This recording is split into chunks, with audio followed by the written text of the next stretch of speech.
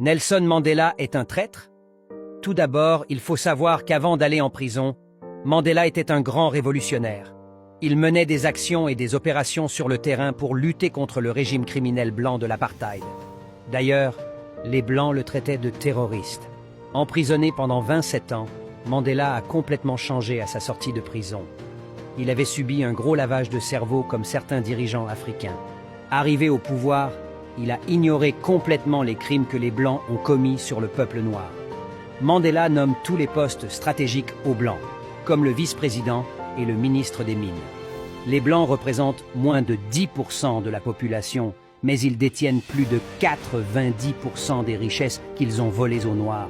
Mandela a pardonné tous les grands criminels blancs qui ont commis des crimes contre l'humanité sur la population noire. Wouter Basson en est une parfaite illustration. Basson, un sanguinaire criminel blanc, avec ses collègues blancs, il concoctait du lait empoisonné pour exterminer les Noirs du pays. Wouter Basson concocte plusieurs produits mortels à base de poison comme de l'anthrax pour empoisonner la population noire sud-africaine. Mandela a fermé les yeux sur ce grand criminel. J'ai eu l'occasion de discuter avec les sympathisants africains de l'ANC, mais la plupart d'entre eux ont une haine profonde envers Mandela, du fait qu'il n'ait pas sanctionné les plus hauts criminels du régime raciste de l'apartheid. Après la Seconde Guerre mondiale, la plupart des hauts dignitaires de l'Allemagne nazie furent exécutés après le procès de Nuremberg. Nelson Mandela, lui, a pardonné aux criminels blancs qui ont commis des crimes horribles contre les Africains. C'est pour cela que Mandela est très aimé par les Occidentaux. En France, des lycées et des rues portent son nom.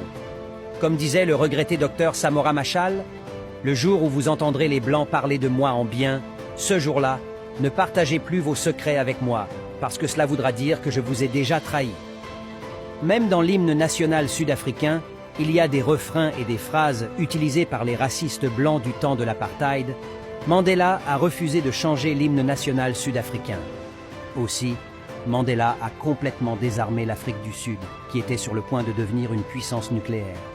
Mais les Occidentaux, grâce à Mandela, ont tout fait pour empêcher une nation noire d'avoir l'arme atomique. Sans parler de la pandémie du sida, Mandela a totalement ignoré la pandémie du virus du sida, qui tuait majoritairement la population noire.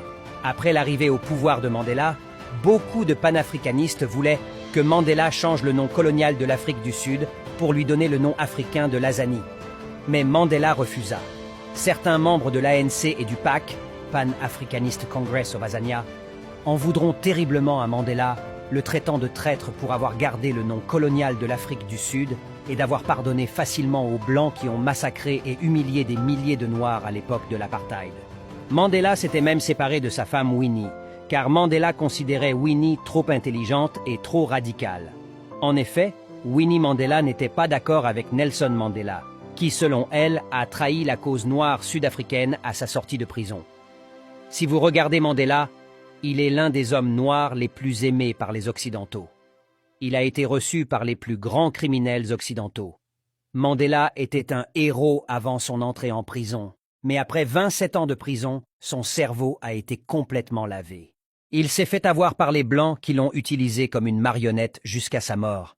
Certes, j'ai du respect pour Mandela, avant qu'il ne soit emprisonné pour son combat au sein de l'ANC. Mais il a commis des erreurs monumentales qui sont impardonnables. Pour moi, les vrais héros africains sont Thomas Sankara, le docteur Kwame Nkrumah, Ahmed Sékou Touré, l'abbé Barthélemy Boganda, Malcolm X, Samora Machel, Winnie Mandela, Amilcar Cabral, le professeur Cheikh Anta Diop, Sylvanus Olympio, Jean-Jacques Dessalines, Patrice Lumumba, Robert Mugabe, Marien Ngouabi, Julius Nyerere, le docteur Félix Moumié, Ernest Undié, Ruben Umniobe, Stephen Biko, Robert Sobukwe, etc. Ils ont pour la plupart été froidement assassinés par les Occidentaux.